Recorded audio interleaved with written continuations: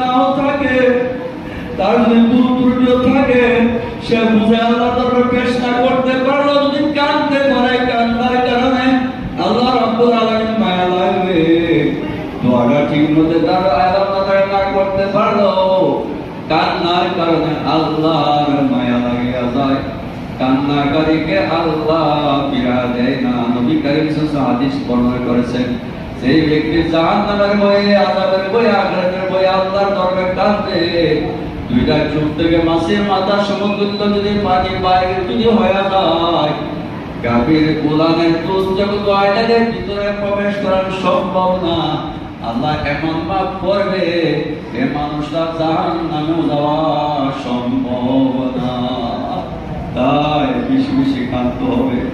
আনন্দের জায়গা দুনিয়া না, উল্লাসের জায়গা দুনিয়া না। নিজের মনে মনে